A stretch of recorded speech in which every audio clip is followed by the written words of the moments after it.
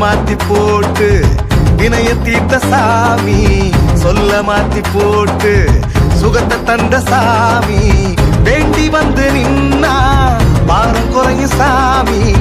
ஒன்ன அண்டி வந்தா